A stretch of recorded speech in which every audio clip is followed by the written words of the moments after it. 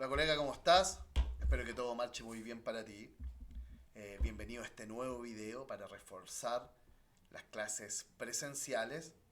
En este caso vamos a analizar el funcionamiento de un sistema de refrigeración, el ciclo frigorífico, sus componentes principales, qué función tiene cada componente en el ciclo frigorífico y qué proceso ocurre en cada componente.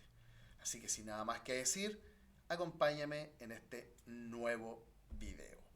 Presentación y podemos observar inicialmente que hay un ciclo frigorífico sencillo, simple, pero significativo. Recuerden, cuatro componentes principales. ¿Cuáles son? Compresor, condensador, dispositivo de expansión, evaporador. Los cuatro componentes principales que conforman un sistema de refrigeración por compresión de vapor. Todos los sistemas de refrigeración y de aire acondicionado, bueno, la mayoría, ¿cierto?, funcionan de esta forma, los que operan bajo el principio de compresión de vapor.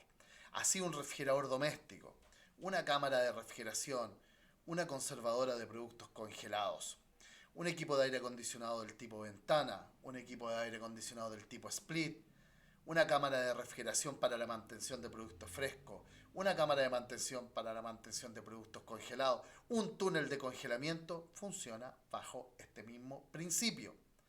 Sin embargo, las características del sistema, la aplicación, la potencia frigorífica hacen que existan variaciones, no en el principio de funcionamiento, sino en la magnitud, en el tamaño de los componentes, en la característica de componentes, y además se deben incluir algunos accesorios como por ejemplo la trampa de succión, el separador de aceite, depósito de líquidos de acuerdo a la arquitectura del sistema.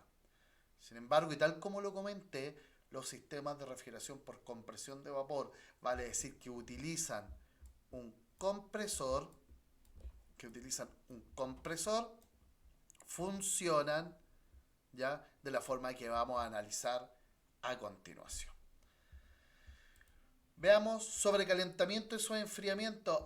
Colegas, acá voy a repasar este contenido. Recuerden ir a nuestro canal de YouTube y ver el video de sobrecalentamiento, que es mucho más específico de lo que vamos a indicar ahora. Por favor, anda a YouTube, ve ese video. Si tienes alguna duda, pregúntame en la clase. ¿Ya? Entonces, si hacemos un resumen de la condición de sobrecalentamiento y subenfriamiento, vale decir, estas son, como comenté anteriormente, estas son condiciones, no son estados de agregación. Por ejemplo, el sobrecalentamiento es para un vapor, o sea, para el refrigerante en estado gaseoso. ¿Ya? El subenfriamiento es para líquido. ¿Y cuál es la condición para que un vapor esté sobrecalentado? Primero debemos recordar una cosa, ¿ya?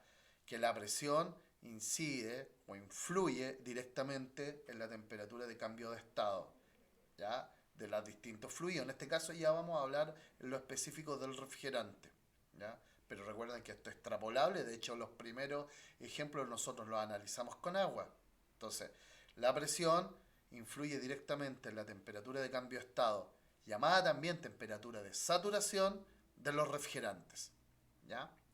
Por lo cual, un vapor está sobrecalentado cuando tiene una temperatura mayor que la temperatura de saturación que corresponde a su presión. El sobrecalentamiento y el subenfriamiento es una condición que tiene un valor siempre positivo. ¿Cómo calcularlo? ¿Dónde medir y cómo medir? Recuerden visitar nuestro canal de YouTube, ver el video de sobrecalentamiento. Por otro lado, tal como el sobrecalentamiento está relacionado con el refrigerante en estado gaseoso, el subenfriamiento está relacionado con el refrigerante en estado líquido. ¿Cuándo un líquido está subenfriado?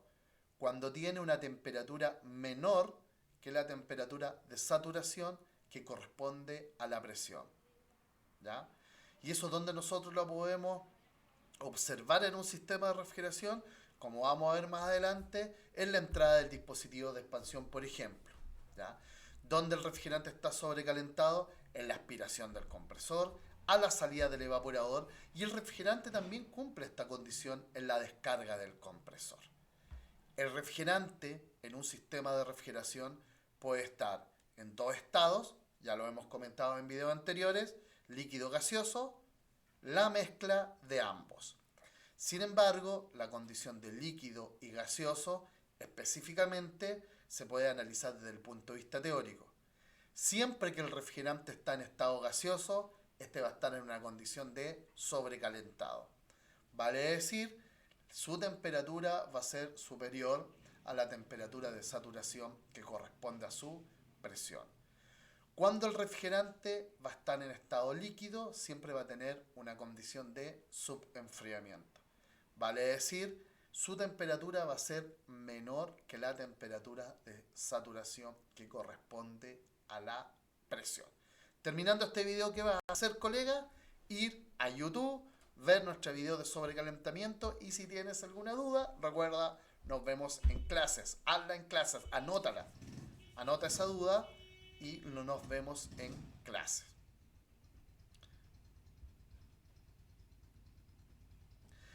Un sistema de refrigeración, aquí podemos ver sobrecalentamiento y subenfriamiento. ¿Ya? En un sistema de refrigeración se mantiene la relación presión-temperatura, recuerden, cambio de estado. En el condensador el refrigerante libera calor, por lo cual cambia de estado de gaseoso a líquido. En el evaporador el refrigerante absorbe calor del producto, del medio que está enfriando. Esa absorción de calor genera el cambio de estado de líquido a gaseoso. Podemos observar acá de forma sencilla, ahí, que existe una línea segmentada, ¿ya?, que separa el sector de alta presión con el sector de baja presión. En la descarga del compresor el refrigerante está en alta presión, en la aspiración del compresor el refrigerante en baja presión. En la entrada del dispositivo de expansión, que en este caso está representado por su forma más básica que corresponde a un tubo capilar, el refrigerante está en estado líquido, en una condición de subenfriamiento, a alta presión. A la salida del dispositivo de expansión, el refrigerante está en baja presión, en una condición de mezcla. Mayormente, la mezcla tiene un mayor contenido ya de líquido a baja presión, que el cual al absorber calor se va a vaporizar, va a ebullir, va a cambiar de estado de líquido a gaseoso y va a absorber calor, ese calor proveniente del producto, del medio, del espacio que nosotros estamos enfriando, y es ahí donde se genera el proceso de enfriamiento. Veamos esto con mayor detalle, ¿ya?, sin antes ver el funcionamiento, el propósito de cada componente en el sistema. Y acá tenemos el compresor. En este caso, podríamos decir que es la forma más sencilla de un compresor, que corresponde a un compresor hermético, bueno, tiene acceso, ¿ya?, alternativo. Este compresor tiene dentro un pistón monofásico. Más adelante vamos a analizar este contenido en un video de acuerdo a las características específicas de cada compresor. De forma general, ¿cuál es el objetivo del compresor? ¿Ya? Veamos. ¿O cuál es el trabajo del compresor, mejor dicho? El compresor aspira refrigerante en estado gaseoso, ¿ya? El compresor no debe aspirar refrigerante en condición de mezcla, vale decir, gas más líquido. Eso es lo que nosotros llamamos retorno de líquido. Y ya hemos comentado algo en la clase, que eso genera una serie de problemas que incluye, por ejemplo, el atascamiento del compresor o el ingreso de líquido a la cámara de compresión, y con eso un golpe hidráulico, el daño del compresor. Por lo cual, entonces el compresor aspira refrigerante en estado gaseoso, ¿ya?, lo aspira a baja presión, lo comprime y lo descarga a alta presión hacia el condensador. Mantiene las presiones del sistema, vale decir, mantiene baja la presión en el sector de baja y mantiene alta la presión en el sector de alta. ¿Para qué? Como vamos a ver más adelante, para mantener las diferencias de temperatura que generen el cambio de estado del refrigerante. Además, recircula el refrigerante por el sistema.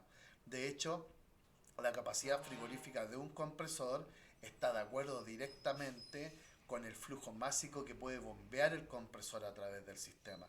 Vale decir, el compresor va recirculando el refrigerante por el sistema y el refrigerante, de acuerdo a las presiones y temperaturas y del punto donde esté ubicado, ya va cambiando de estado, absorbiendo calor, liberando calor, generándose en él distintos cambios de estados para poder cerrar de esta forma el ciclo frigorífico. ¿Ya? Por otro lado, hablamos que el compresor debe aspirar únicamente refrigerante en estado gaseoso y anteriormente dijimos que cuando el refrigerante está en estado gaseoso, este va a estar en una condición de sobrecalentamiento. Vale decir, a una temperatura mayor que la temperatura de saturación que corresponde a la presión. Pero ojo, ojo, ojo, mucha atención con esto. El sobrecalentamiento podemos deducir, ¿ya?, que un refrigerante sobrecalentado no contiene líquido, ¿ya?, porque evidentemente está lejano a la condición de cambio de estado. ¿Ya?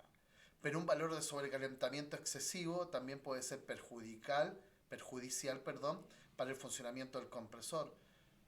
Va a depender de sus características constructivas, pero en un compresor hermético como el que tenemos acá, o un compresor hermético de mayor capacidad frigorífica, como por ejemplo un Maneurup, el enfriamiento del motor eléctrico ya depende 100% del refrigerante que proviene desde el evaporador, por lo cual este debe tener un valor de sobrecalentamiento adecuado para poder generar el enfriamiento del motor, si no podemos tener un problema de recalentamiento interno de las bobinas. ¿Ya? A medida que vamos analizando el propósito de cada componente dentro del sistema, también, como pueden observar, he ido complementando con algunas fallas, ¿ya? Dándole un contexto al funcionamiento del compresor, para que así, mediante la exposición al contenido, vayamos realizando este proceso, este viaje de aprendizaje. ¿Ya? El condensador, ¿ya? El condensador, colega, ¿qué presión hay en el condensador? Una alta presión. ¿Qué valor de presión? Ahora depende del refrigerante. Podemos tener igual temperatura en el condensador, ya temperatura de cambio de estado, pero la presión va a estar en función directamente del tipo de refrigerante. ¿Qué es lo que pasa en el condensador? En el condensador, recuerden que se realiza el cambio de estado del refrigerante de gaseoso a líquido, producto de la liberación de calor. Ese cambio de estado, recuerden, cambio de estado sin variación de temperatura es calor latente. ¿Y a quién libera ese calor? ¿Quién absorbe el calor que libera el refrigerante para generar este cambio de estado de líquido, de gaseoso a líquido, la condensación? ¿Quién absorbe ese calor? Es el medio condensante. ¿Ya? Medio condensante que generalmente la mayoría de todos los sistemas utilizan medio condensante aire. ¿Ya? Entonces ahí podemos observar que el condensador, aparece graficado un ventilador que es el que realiza la convección de aire, el flujo de aire forzado. El aire recircula en el condensador y absorbe el calor que libera el refrigerante para condensarse. Recuerden, ese es calor latente. ¿Ya? Si nosotros, el segundo punto, quisiéramos realizar un balance de energía en un sistema de refrigeración muy básico, ¿ya?, podemos decir que en el condensador el refrigerante libera el calor que absorbió tanto en el evaporador para realizar el proceso de enfriamiento, y con eso cambió de estado de líquido a gaseoso, pero además el calor que ganó el refrigerante por efecto de haber sido comprimido. Recuerden, primera ley de la termodinámica, conservación de la energía. La energía se transforma, por lo cual el compresor necesita energía eléctrica. Esa energía eléctrica se transforma en un trabajo mecánico para reducir el volumen en donde está confinado el refrigerante, lo cual provoca a su vez un incremento de presión. Es entonces en el condensador donde se libera la energía que absorbió el refrigerante en el evaporador para realizar el proceso de enfriamiento y la energía que absorbió el refrigerante por efecto de haber sido comprimido para llevar el refrigerante de baja presión a una alta presión. Entonces, resumen, el calor que se libera en el condensador es igual al calor que absorbe el refrigerante en el evaporador más el calor que absorbe el refrigerante por efecto de haber sido comprimido. Aquí hay una cosa muy importante. Si no tienes claro estos conceptos, puedes revisar los videos de fundamento que son relativos a estado de agregación de la materia, cambio de estado, calor sensible y calor latente. ¿Por qué te digo esto? Porque en la primera parte del condensador se genera un efecto que se llama desobrecalentamiento. El desobrecalentamiento es la disminución de temperatura desde la temperatura de descarga del compresor hasta la temperatura que corresponde a la presión para cambiar de estado, o sea, la temperatura de saturación. Si hablamos de sobrecalentamiento, disminución de temperatura, recuerda, estamos hablando de calor sensible. Y esto ocurre en la primera parte del condensador. Una vez que el refrigerante libera ese calor sensible para desobrecalentarse y alcanza la temperatura de saturación de cambio de estado que corresponde a la presión, comienza el cambio de estado de gaseoso a líquido, la condensación. Y ese cambio de estado, a diferencia de la primera parte, que es variación de temperatura, calor sensible, corresponde a calor latente. Por lo cual podemos decir que en el condensador se libera calor sensible para desobrecalentarse y calor latente para cambiar de estado de gaseoso a líquido. Esto a la temperatura de saturación que corresponde a la presión. Recuerda, si no tienes claro este concepto, revisa el video que corresponde a cambios de estado, calor sensible, calor latente. Ahora podemos ver el evaporador. Aquí es donde ocurre el proceso de enfriamiento. En el evaporador existe o se produce el cambio de estado de líquido a gaseoso, producto de absorber calor, particularmente de la carga térmica del espacio en donde nosotros estamos realizando este proceso de enfriamiento. Podría ser, por ejemplo, en una cámara de refrigeración del aire, ¿ya? Con el aire posteriormente enfría el producto. Podría ser del agua, por ejemplo, para una fabricadora de hielo. Podría ser del agua también en un sistema de climatización que utiliza un refrigerante secundario, agua, ¿ya? A través de un chiller que enfría el agua, que posteriormente enfría el aire para climatizar el recinto. En el evaporador ocurre ese cambio de estado, del líquido a gaseoso, a baja presión y a baja temperatura, a una temperatura que esté por debajo del medio que nosotros estamos enfriando. Esa absorción, ¿ya?, de calor genera el cambio de estado. Cambio de estado, recuerden, calor latente. ¿Ya?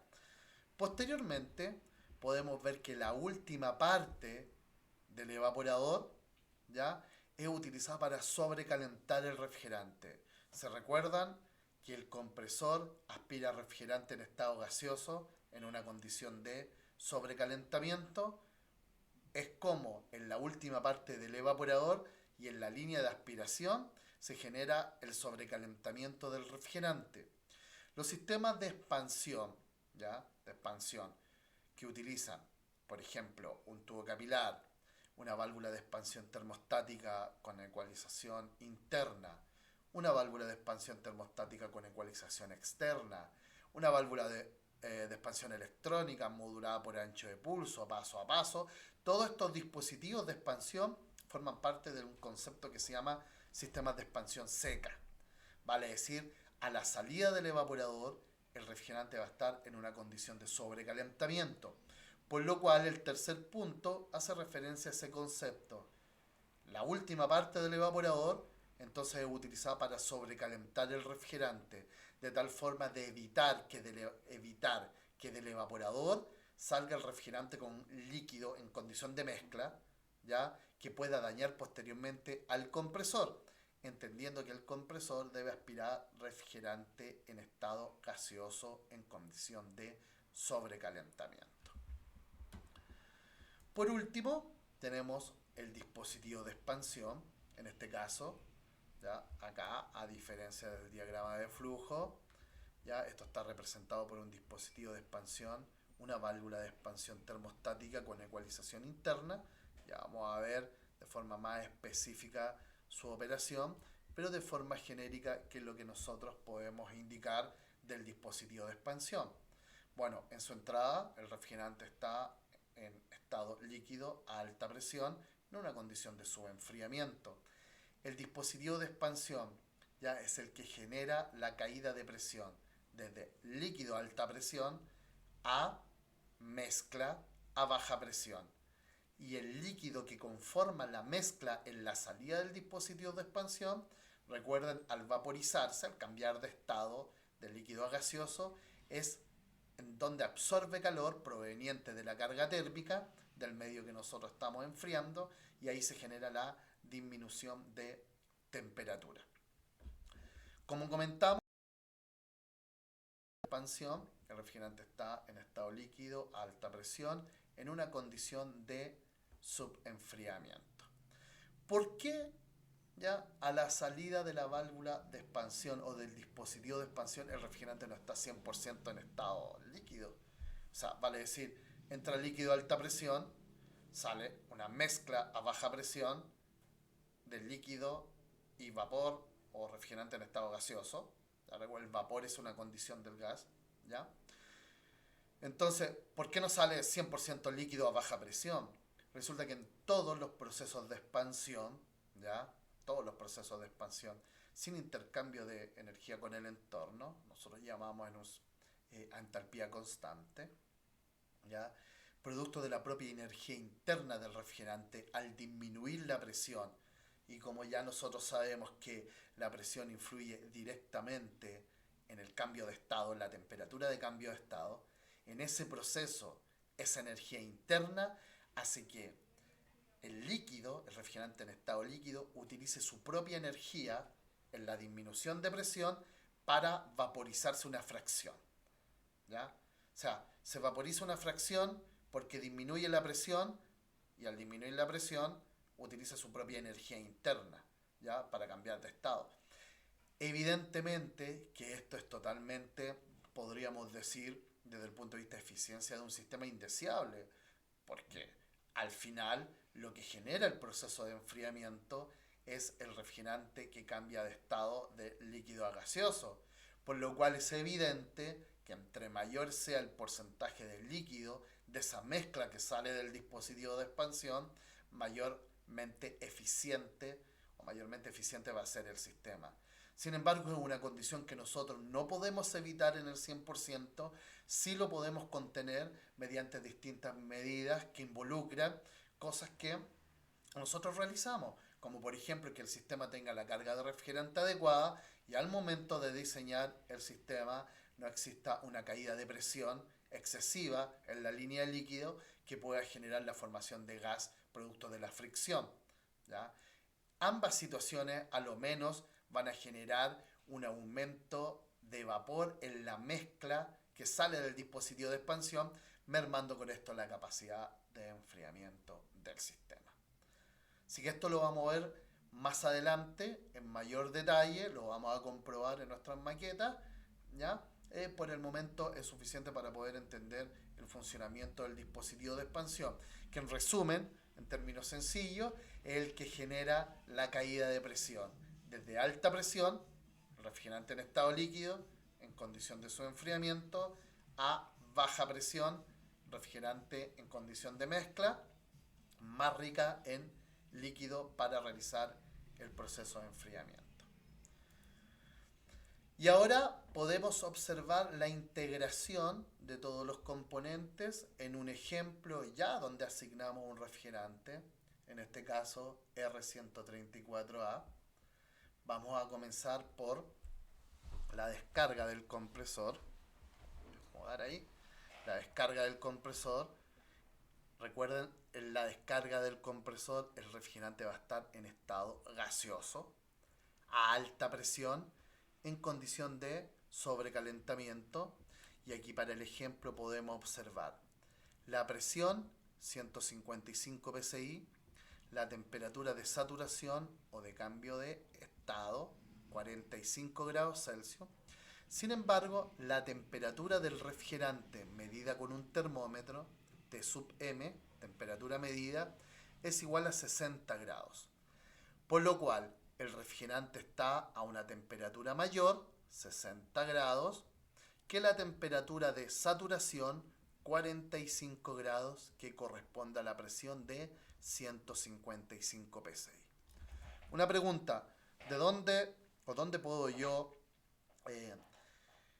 determinar la relación presión-temperatura de los distintos refrigerantes? A través de la regla de refrigerantes de relación presión-temperatura. Recuerda que para nuestro curso estamos utilizando la regla de Danfoss. Si aún no la tienes, descárgala y comprueba que los valores indicados en esta presentación corresponden a valores correctos con 134A. Vamos a analizar un video más adelante sobre la utilización de ese recurso, ¿ya? Pero recuerda que debes tener configurada la aplicación para presión relativa, la unidad de presión, PSI, temperatura, grados Celsius. Con eso es suficiente para que puedas comprobar que estos valores son correctos y vayas con esto ya relacionándose de forma mayor ya con la aplicación. Recuerden que entre más practicamos, más vamos a incorporar este conocimiento. Recuerda así, seleccionar el refrigerante 134A, porque la relación presión-temperatura es particular para cada fluido. Así nosotros podemos tener, por ejemplo, una temperatura saturada de 45 grados en la descarga del compresor, que es la equivalente a la presión, con 134A es 155 psi. Sin embargo, con otro refrigerante como R22, R404A, R410A, la presión va a ser diferente. Diferentes presiones para una misma temperatura de saturación de acuerdo a la tipo de refrigerante. Así que repasa ese contenido. Continuamos el cursor. Fíjense acá que el refrigerante va disminuyendo su temperatura medida, sigue estando sobrecalentado hasta que llega hasta este punto. Este punto ya es en donde el refrigerante tiene la temperatura de saturación, 45 grados, que corresponde a la presión de 155 psi. Esto es lo que nosotros habíamos hablado referente al desobrecalentamiento. Y claramente este desobrecalentamiento es producto de la liberación de calor sensible. Recuerden, variación de temperatura.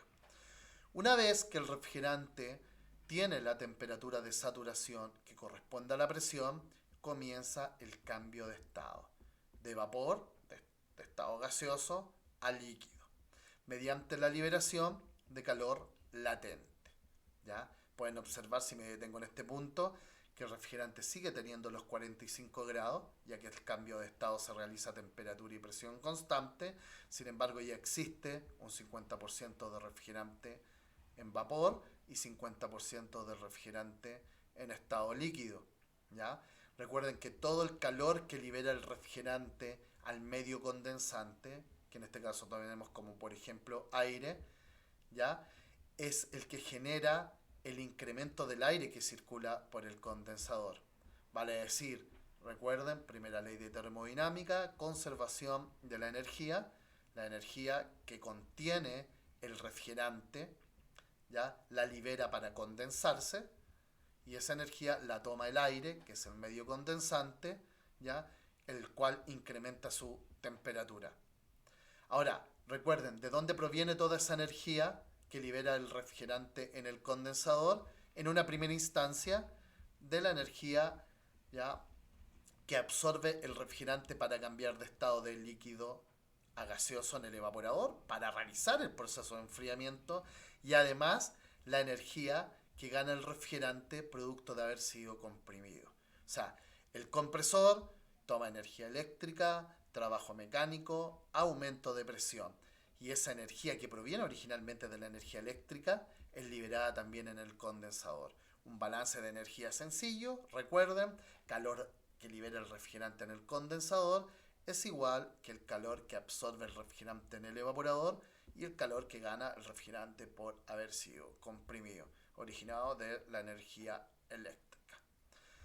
Retomamos 50% vapor, 50% líquido, sigue liberando calor latente hasta condensarse completamente. Es en este punto donde cambia de estado la última gota de refrigerante, la última molécula de refrigerante, y ya tenemos refrigerante 100% líquido. El refrigerante a través de la línea de líquido ya sigue liberando calor, pero ya cambió de estado, por lo cual ese calor se va a manifestar en una disminución de temperatura, lo cual va a otorgar la condición de líquido subenfriado. Vale decir, un líquido que está a una temperatura menor que la temperatura de saturación que corresponde a la presión. El refrigerante en estado líquido a alta presión en condición de subenfriamiento ingresa al dispositivo de expansión, ¿ya? El cual genera la caída de presión en el ciclo. O sea, el líquido a alta presión en condición de subenfriamiento disminuye, ¿ya?, su presión. En este caso estamos considerando una presión de 14 psi. Y en la condición del refrigerante a la salida del dispositivo de expansión va a ser mezcla. 35% vapor, 65% de líquido. Recuerden que la disminución de presión que se genera en el dispositivo de expansión y producto de la propia energía interna del refrigerante hace que una fracción del refrigerante se vaporice. Evidentemente, como ya comenté, este es un efecto indeseable, puesto lo que va a realizar el proceso de enfriamiento corresponde al 65%, en este caso, del líquido que se va a vaporizar en el evaporador, vale decir, va a cambiar de estado de líquido a gaseoso por absorber calor de la carga térmica del medio que nosotros estamos enfriando. Así que evidentemente, entre más alto sea el porcentaje de líquido que sale del dispositivo de expansión, el sistema va a ser más eficiente. Nosotros podemos contrarrestar ese efecto, como ya comenté, entre otras cosas, con una carga de refrigerante adecuada en el sistema y, por ejemplo, en el caso de una cámara de refrigeración, la selección adecuada de la línea de líquido para que no genere altas caídas de presión y con esto una formación de gas allá en la línea de líquido y una alimentación con mezcla de refrigerante del dispositivo de expansión. Condiciones que vamos a ver más adelante. En lo específico, en este caso, tenemos 65% de líquido a baja presión, 14 psi, a la cual le corresponde una temperatura de cambio de estado, temperatura de saturación de menos 10 grados. ¿Ya? Podemos observar que a medida que el refrigerante circula por el evaporador, va absorbiendo calor latente, ¿ya? Ese calor latente va a generar la vaporización del refrigerante hasta que se vaporiza el 100%. ¿Ese calor de dónde proviene? Recuerden, del medio que se está enfriando. ¿Ya? La última parte del evaporador sirve para sobrecalentar el refrigerante, concepto de expansión seca, ya que el compresor aspira refrigerante a baja presión en estado gaseoso en condición de sobrecalentamiento. Recuerden que el retorno de líquido del compresor genera ciertos problemas que pueden llevar evidentemente al daño del compresor, y uno de estos puede ser el atascamiento del compresor producto de la dilución del aceite. ¿Ya? Entonces, en este caso, la temperatura medida, si yo tomo un termómetro y mido la temperatura del refrigerante en este punto, va a ser 0 grados. La temperatura de saturación, que corresponde a la presión, menos 10 grados Celsius, corresponde a la presión de 14 psi. Por lo cual, el refrigerante está a una temperatura mayor que la temperatura de saturación que corresponde a la presión. Y eso es una condición de sobrecalentamiento. ¿Ya? Posteriormente, el refrigerante a baja presión ingresa al compresor, ya en estado gaseoso. El compresor comprime el refrigerante y lo descarga nuevamente hacia el condensador. De esta forma, pudimos analizar el funcionamiento básico de un ciclo frigorífico por compresión de vapor simple, donde pudimos observar en cada componente cuál es el proceso que se realiza, la condición del refrigerante en los distintos componentes: condensador, evaporador, dispositivo de expansión, compresor. Pregunta. ¿Por qué debe existir una alta presión en el condensador y una baja presión en el evaporador? 3, 2, 1. La alta presión en el condensador va a otorgar que el cambio de estado del refrigerante se realice a una temperatura más alta que el medio condensante.